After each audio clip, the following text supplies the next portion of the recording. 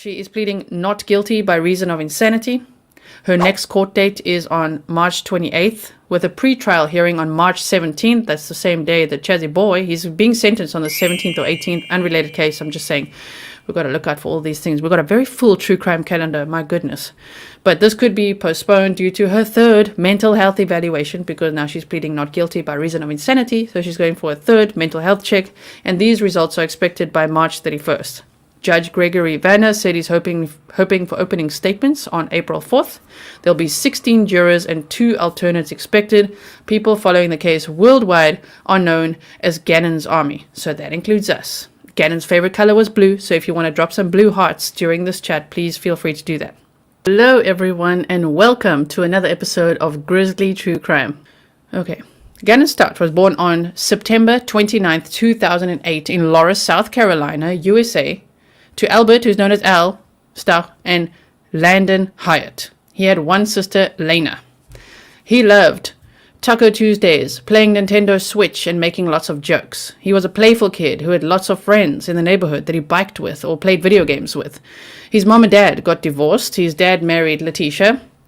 And then Gannon moved to Colorado in 2018 to live with his dad and stepmother for a while. His mother, sister, and grandparents stayed in South Carolina.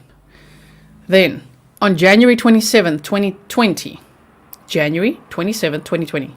11-year-old Gannon went missing, where he was last seen, I'm going to lose my voice now, where he was last seen on a neighbor's camera entering his home in the Lawson Ranch neighborhood. We're going to do map time later, okay? With his 38-year-old stepmonster, Letecia Stauch. She was a former assistant teacher. We looked at a horrible teacher earlier last week, actually, right? Now, this one was a former assistant teacher whose license was suspended in 2016 for unprofessional conduct. The evening before, on the Sunday, she had actually messaged Gannon's teacher to say that he would need to be excused from school because he'd been up most of the night with stomach pain. Yeah, this is not a person who can plead not guilty by reason of insanity. This was planned. So can you believe that the evening before, she messaged his teacher to say, by the way, he's not going to be able to attend school tomorrow. He's been up most of the night with stomach pain. She also sent a text to her husband to say that she was going to give her work an excuse. Now wait for it. She said to her husband she's going to give her work an excuse to and just stay with him for the day, because he was so sick. Do you know what she told her work? The excuse she was going to come up with was not like, oh, I didn't do my homework because the dog ate it. She said that she was going to say her stepdad was killed after being hit by a car and she wouldn't be able to come into work that day. What? Did you hear that? That was her excuse. I'm just going to call work and just say that my stepdad got hit by a car and he was killed, so I'm not going to be able to come in for the day. Like, whoa. Now, at approximately 8:15 on the morning of January 27, 2020, Letecia took photographs of Gannon asleep in his bed with his Nintendo Switch next to him.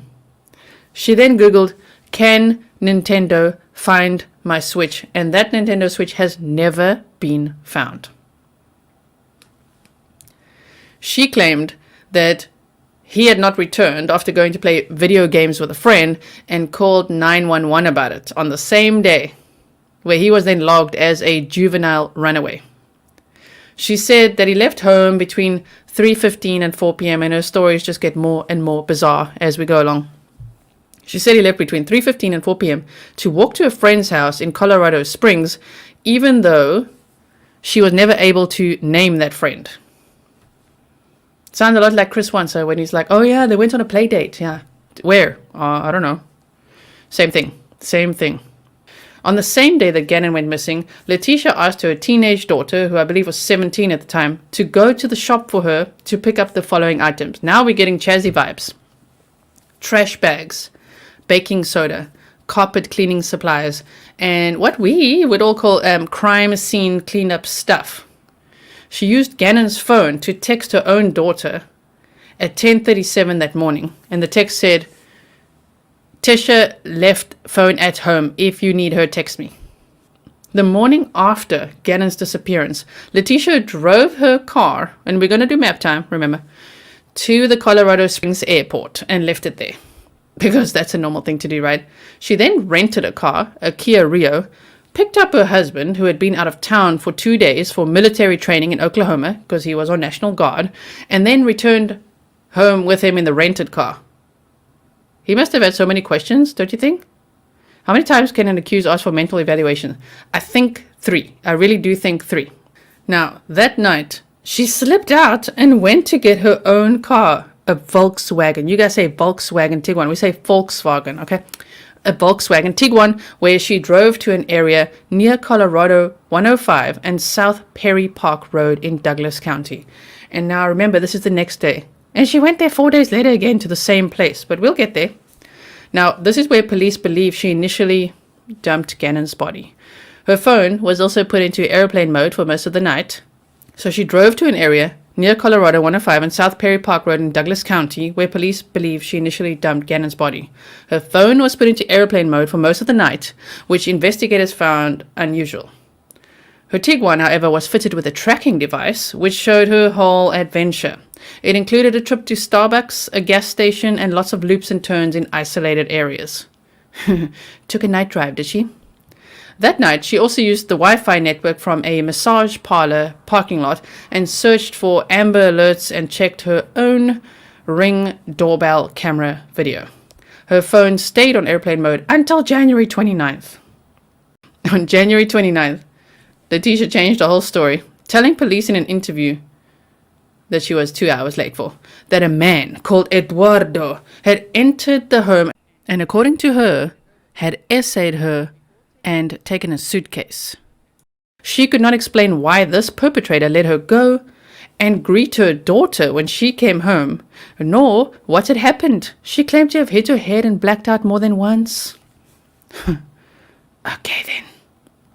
The story gets even worse in the affidavit. When you think the story can't get worse, the stuff that she made up and did, it can get worse. On January 30th, Gannon's disappearance became more concerning, and he was immediately classified as an endangered missing person. The FBI, the Colorado Springs Police Department, El Paso search and rescue teams, and more than 300 volunteers joined forces to search for Gannon in the mountainous area. Again, these criminals that waste all these searchers' time, the police resources and everything, when they know what they did, you know. Gannon was a 5th grade student at the Grand Mountain School, and when his teachers and peers heard of his disappearance, they wore blue in his honor. So if you want to give some blue hearts over here right now, that would be amazing. That was his color. And they changed their light bulbs to blue as well to help Gannon find his way home. So blue was his favorite color. That's why they chose blue. A church vigil was held for Gannon, and the community prayed for his safe return. They searched for weeks, never giving up on finding him, as grim as the picture was starting to look. On February the 3rd, Letecia took to social media to rant about how people were pointing the finger at her, saying, "I took care of Gannon for the last 2 years in our home. I would never, ever hurt this child." Never, ever hurt this child, okay? Except she allegedly, murdered him. Thank you for the blue hearts. Yes, please do that. She said, "And I know there are some questions out there. That's up to the investigations when they end up letting you guys know, but I've cooperated with him. We're going to find Gannon, and that's the main goal that we all have. I'm just ready for Gannon to come home." See? It sounds like Chris Watts. It's just like, just wanted to come home and barrel rush me. Like, same. She's just like, I'm just ready for him to come home. She also complained about receiving more than 20 death threats and said that everyone will sincerely apologize to her once Gannon was found alive. "You will sincerely apologize to me." That's what she said. On February the 4th, a neighbor, Roderick Drayton, came forward with video footage from his surveillance camera that showed Letecia leaving in a red pickup truck with Gannon on January 27th at 10:13 a.m. and then returning home with him at, well, it says without him at 2:19 p.m. But the police did say that they determined that Gannon absolutely was murdered inside the house. So he did return with her. But the footage didn't capture him getting out the car, which I find quite weird. He might have gotten out from the other side, or it might have been at a weird angle. That one I find quite strange. So the neighbor said that Gannon was walking very slowly towards the truck, as if he was dragging his feet to go along with her. Like he really didn't want to go with her, right? When Gannon's father was shown the footage, he broke down completely and realized that Letecia had lied about everything. A wooden plank or board was found in the area where police believed that Gannon had initially been dumped. We'll look at the map time, which had his blood on it. They did DNA tests of blood found in the home on that board in her car. It all matched. Investigators had also placed a tracking device on a rental car that Letecia's aunt, Brenda Accord, had hired, and it showed that it drove an almost identical path to the one that Letecia drove on the night that she drove around. They were able to confirm that Letecia used this rental car between January 30th and February 1st. So not only did she go to that area twice, but she also used her aunt's car the second time to do that exact same loop. Like, wow. That's how they found the board with Gannon's blood on it. And I don't know if you were there when this case broke. Did you see it? Were you following? Because I was like, oh, my word, they found a board. Like what? But they couldn't find Gannon's remains. On February 1st, so January 27th, this happens. February 1st, Letecia decided, you know what's a really good idea? I'm going to take a road trip with my daughter. Probably saying it's like, oh, this is just also stressful, right? With her daughter Harley. So she rented a white van and then drove from Colorado to Pensacola, arriving on February 4th, just after midnight. Now, let me do this so that you can actually see this. So on February 1st, she decided, you know, this is really great. I'm going to take a road trip, okay? So they went from Colorado to Pensacola, arriving on February 4th, just after midnight. And then they checked into a hotel that later turned out to be a whole 3 miles away. You can't even see my hand. 3 miles away, okay? From the spot where Gannon's body was found. And you want to tell me this lady's not guilty? Okay. They traveled to Orlando and then to South Carolina, where Gannon was initially from. On February the 5th, Gannon's father and biological mother gave a media appearance to plea for any information about their missing son, and that was authentic. You know when it's these ones that are pretending in front of the media and they're really trying to show whatever emotion they think they should have, but it just doesn't come across that way? Yes. Well, that's what happened. But Gannon's father and biological mother, they had the appropriate emotions and the proper plea and everything that one might expect, of course, from your missing son. On March the 3rd, Letecia Stauch was arrested and held without bond in Myrtle Beach, South Carolina, where she'd been hiding out before she was transferred to Colorado Springs. There was no sign of Gannon, but police had so much evidence to pin his murder on her that they charged her with first-degree murder of a child under 12 by a person in a position of trust. And then all the other stuff that I mentioned earlier, which are big trigger words. Police believed that, well, now they do, right? Letecia murdered Gannon in his bedroom. They found blood spatter on the walls with bloodstains on the carpet, the bedroom floor, and the mattress. And yeah, I'm not going to say the rest of the details for now. They also found traces of Gannon's blood in the garage and on the bumper of her car. On March 20th, 2020, Gannon's body was found in a suitcase in Pace, Florida, near the Escambia River Bridge. So here we go. So they booked into a hotel in Pensacola, and Gannon's remains were found in a suitcase. It's just horrible. It's honestly so horrible. Here near Escambia River Bridge, which is 1,400 miles. It's 2,200 kilometers away from home. He was 4'9", 149 centimeters, and weighed 90 pounds, 40.8 kilograms. The suitcase, which had appeared to have been thrown off a bridge, was discovered by bridge inspectors with the Florida Department of Transportation. They saw the body of a child wrapped in a blanket. Sorry, this is very difficult for me too, for you too. Trigger warning. Of a child wrapped in a blanket in fetal position, and said that the body had badly decomposed. Sadly, DNA evidence confirmed that it was the body of Gannon. Cause of death was determined to be a gunshot wound to the head and blunt force trauma, but it's later come out that he was stabbed 18 times as well. Wow. He had a skull fracture, cuts on his arms and hands, which were defense wounds. And then the bullet matched the gun that was found in the home, 9mm. On the day that Gannon disappeared, police said that the back door of the home opened 10 times during the time period that they confirmed that Gannon was murdered. Letecia also had a lovely Google search history, which we'll go over in the affidavit, which alerted to her being unhappy with Al and wanting to free herself from his kids. So even though the video footage doesn't show Gannon returning home after getting in the truck with Letecia, investigators are certain that he did return home with her, where he was then murdered in his bedroom based on the evidence. Investigators also said that Letecia had a significant history of fabricating things. She is pleading not guilty by reason of insanity. Her next court date is on March 28th, with a pre-trial hearing on March 17th. That's the same day that Chazzy Boy, he's being sentenced on the 17th or 18th, unrelated case. I'm just saying, we've got to look out for all these things. We've got a very full true crime calendar, my goodness. But this could be postponed due to her third mental health evaluation, because now she's pleading not guilty by reason of insanity. So she's going for a third mental health check, and these results are expected by March 31st. Judge Gregory Vanner said he's hoping for opening statements on April 4th. There'll be 16 jurors and 2 alternates expected.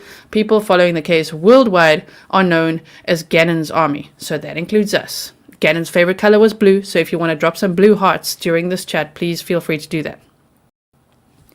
She's facing many charges, including first-degree murder of a person under 12 by someone in a position of trust, and a whole bunch of other things, of course, tampering with everything afterwards. We need a trial. The trial's coming. Pre-trial hearing March 17th. That's actually the same day. Chazzy Boy is getting sentenced on the 17th or 18th. Pre-trial hearing for Letecia is on March 17th. Her trial was supposed to happen on March 28th, but because she's pleaded not guilty by reason of insanity, she needs a whole range of mental evaluations, right? She's had 2 out of 3 already. The third one is happening, and the results are expected by March 31st, which now essentially delays the trial, supposedly. So the judge has said that he's expecting opening statements around April 4th. So we'll keep an eye on when this trial actually happens.